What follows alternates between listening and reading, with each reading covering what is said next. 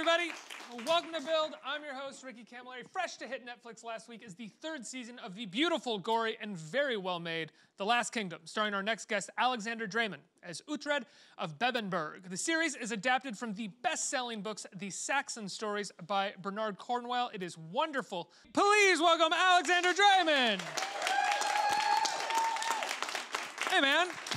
How you doing? I'm good. Thanks so much for being here. Congratulations on season 3. Thank you very much. How is it going into the third season, or having finished the third season? Do you feel like you really know this character now? This character is yours. I better. Yeah, I would hope. Yeah, Does it change, though? Do you find that the character changes per season? Like, oh, yeah. Yeah? Thank God he does. I mean, I'd be so bored if he didn't. That's the beauty of being able to portray a character for this long, I think, is that he has a journey. I'd be worried if he didn't. And now you have a showrunner who basically writes the majority of the episodes.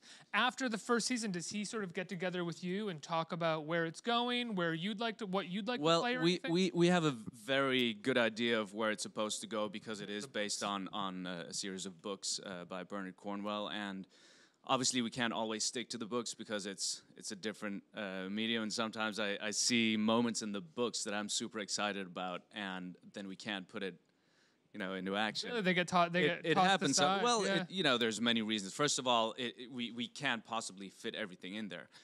If you look at the beginning, the first episode, we see Uhtred as a boy, and played by Tom, who's a fabulous actor and who's going on to have a brilliant career. And I could have watched a whole season just as with Uhtred as a kid. And that time span is much longer in the books. Then you wouldn't have a job. I wouldn't have a job, no. Series. No. What worried you most about going into a series like this? Because as much as it's historical fiction, it is still historical. There's a lot to grapple with, and there's a lot that comes with making something entertaining for a current audience, but historically truthful. Well, I gotta say, I think I got let off easy because Uhtred is a fictional character. There was an Uhtred who lived about 200 years later, and he was a lord of Bebbanburg. He was an ancestor of Bernard Cornwell, who wrote the books. But Uhtred did not exist in the time of Alfred the Great. So isn't Uhtred, in the time of Alfred the Great, kind of a composite of like a lot of other different characters of that time, or is that incorrect? No, he's basically a medium. He's a medium. We see the story through his eyes. And I think it's done in a very smart way because Uhtred's philosophy and Assling for life, I like it. He's very open, even though he adheres to the old gods, to the Norse religions, and that's a recurring theme and the source of the feud between Alfred and Uhtred, but he has people who are Christians in his ranks. He doesn't limit himself. There are parts in the books that talk about slavery. He's very progressive in his ideas, and that makes the story, I think, a lot more accessible to modern day audiences. Because the main character himself is somewhat horrified by the ways of the world. He's a liberal.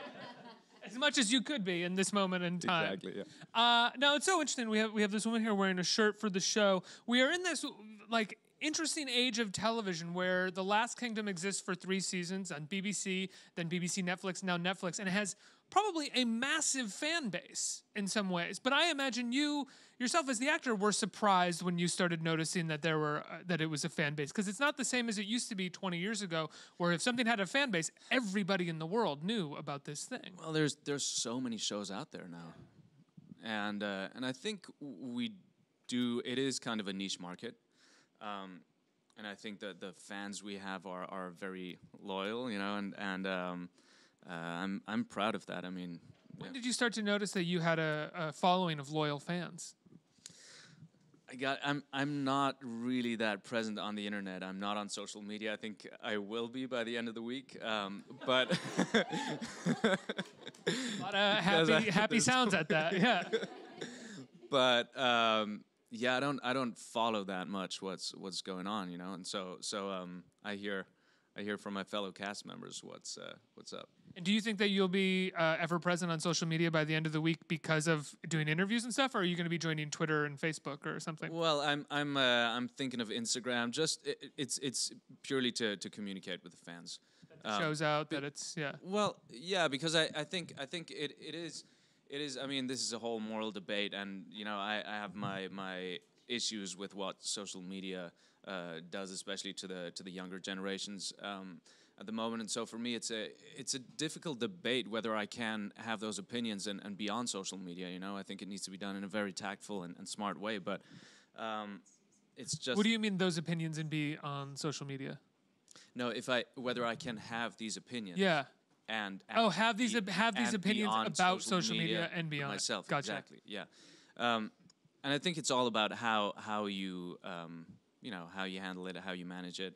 But that's another discussion. I think for me, it's just a great way to be in touch with fans. And I was at the Comic-Con in London a few weeks ago, and there were a few mix-ups, and I think there were a lot of fans who felt like they didn't get the time that they had expected with the cast, and you know, it would have been easy to just send a message and say, hey guys, I'm really sorry, put out a live video, and I think it's mainly for that. Like that. Well, yeah, social media is a good tool, but like any other sort of tool in modern society, in moderation, Sure. it's at its best. Sure. In this season, we see King Alfred is really sick and potentially dying, and we see a group of people sort of attempting to take the reins and kill him. Can you talk about where your character is in this season?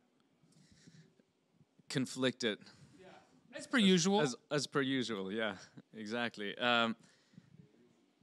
Uhtred and Alfred's story, I've said this many times before. I feel it's a bromance. It's a love-hate relationship. They have a lot of respect for each other.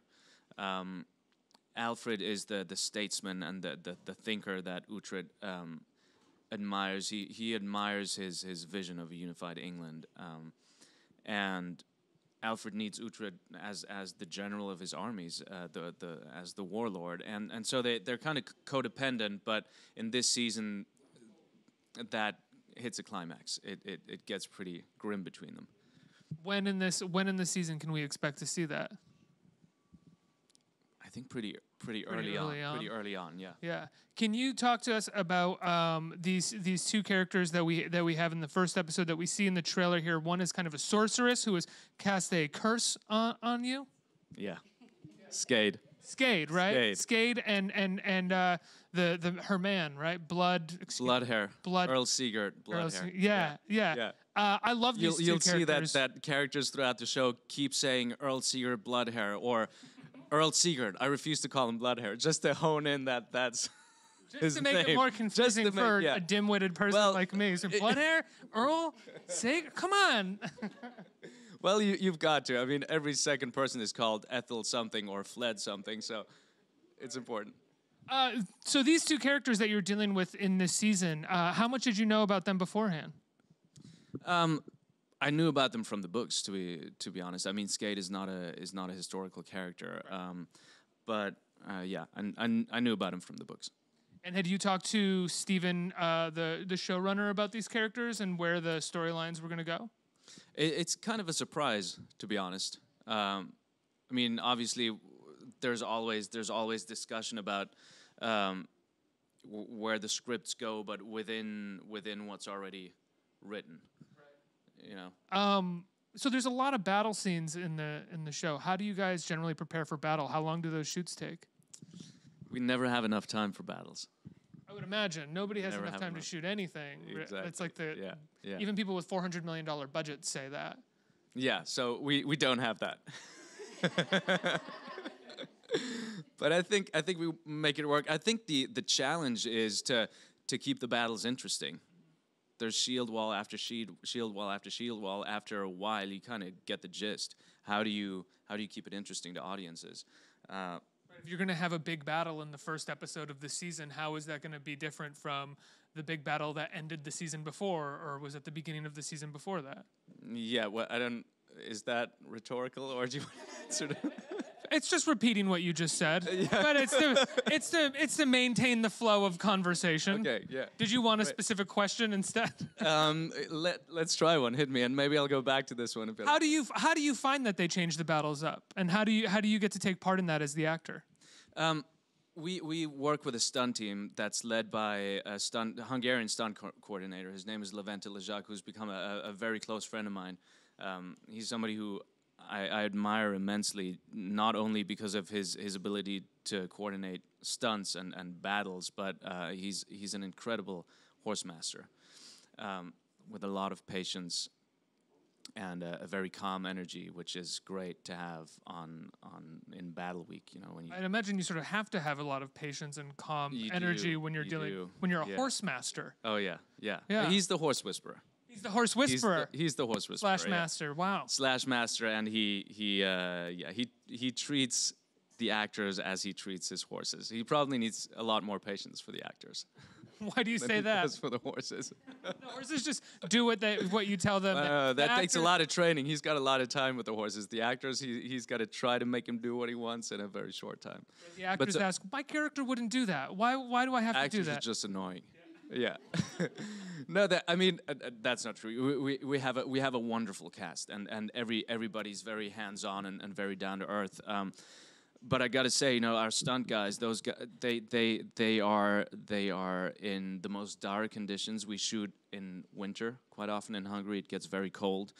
In the snow, in the mud, you're always wet. You're always freezing. Those guys show up so early. They leave so late. They take a lot of hits. It gets pretty grim, and I've never heard anybody complain.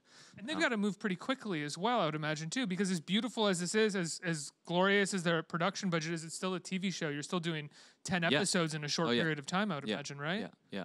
So those stunt guys are setting up, choreographing, moving pretty fast? Yeah, so we're... I'm always part of the choreography for the fights that I'm involved in, and I have a lot of fun doing that. I have a stunt double. His name is Tama Katric, and he moves beautifully.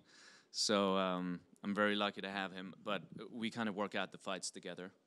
Oh, really? Yeah. Is that something that is expected of you, or something that you just love doing? I love doing it. But I think it's case by case. Yeah. And when you come over to him and you say, I want to be a part of this, I want to choreograph with you, he's like, all right, that's even better than... He always... It really depends on how much time we have to prep it.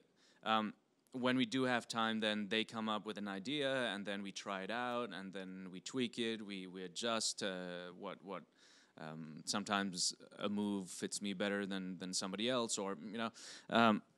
sometimes we don't have any time, and we kind of make it up on the fly. I mean, the end of the big battle at the end of the first season, I literally did not have time for some parts to even rehearse it once. So I basically they said, "Here's the sword, just start hacking."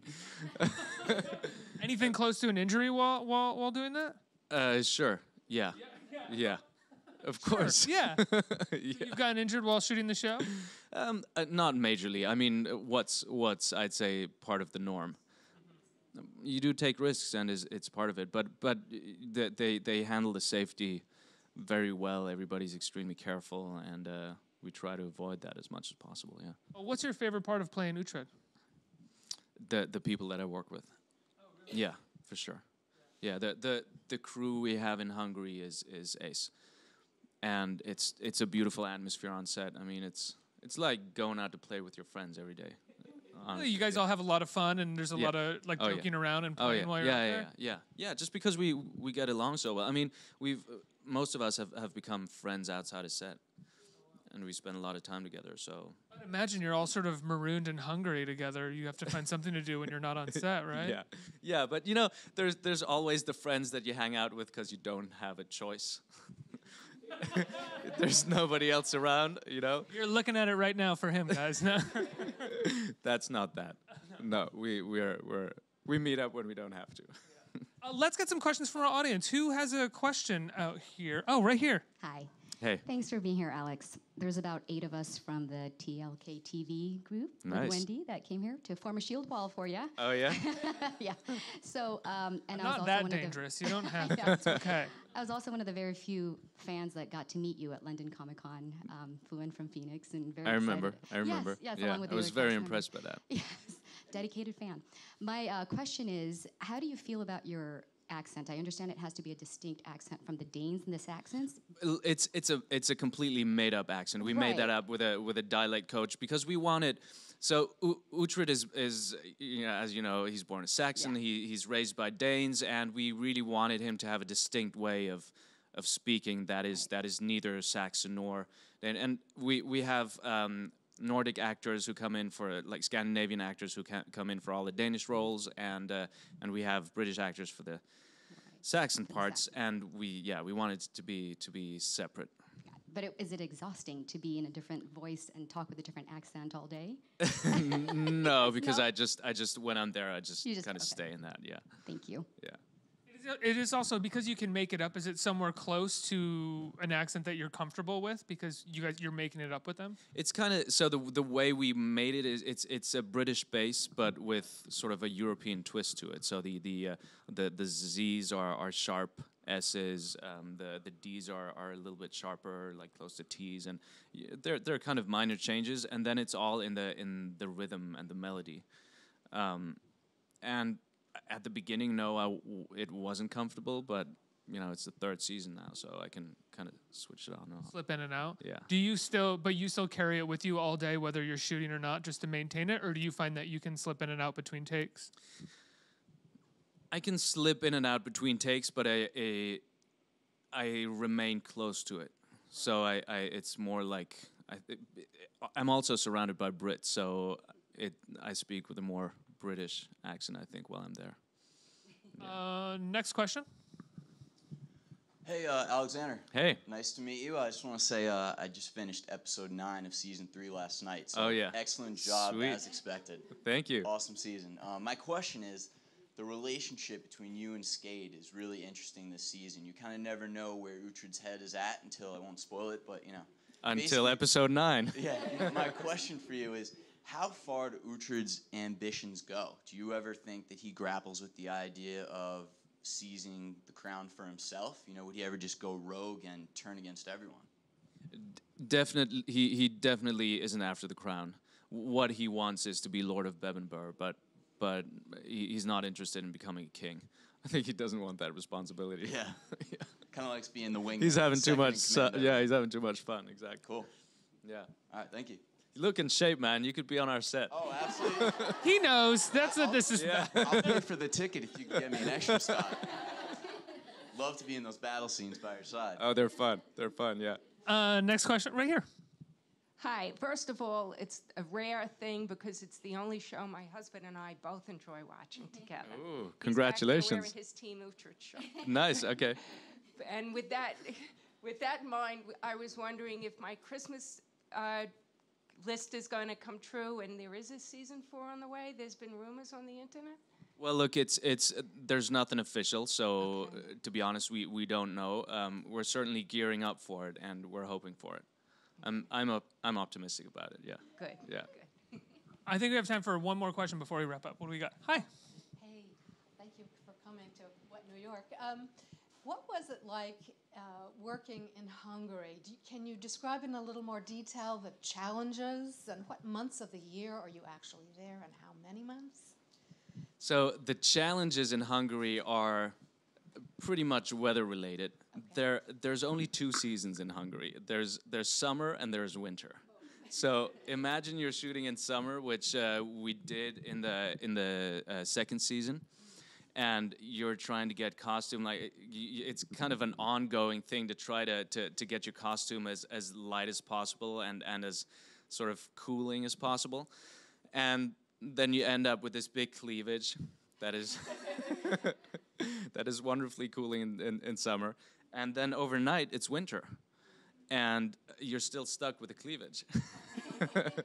That's kind of what it's like, and the other way around. There's scenes where you're dressed up in furs. I remember after the first season we had reshoots and I was dressed in big furs.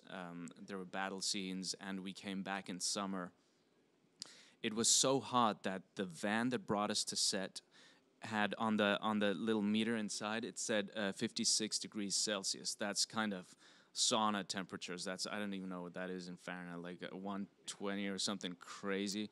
And obviously, you know, that wasn't the real temperature, but it was hot. And so I had already shaved off my beard, and I had to wear this fake, and every syllable I uttered, it would just go meow, because I was sweating so much, you know.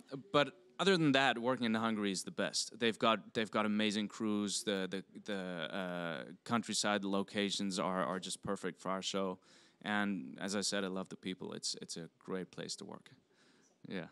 And it's a great show, man. And the season 3 is on Netflix right now, and I think seasons 1 and 2 are on there as well, so people can catch up. They can binge all 3, and everyone's going to be looking out for season 4 when, if, and maybe we include it's coming. Yeah. Everybody, give a big round of applause for Alexander Dreymon. Let's hear it. Thank you.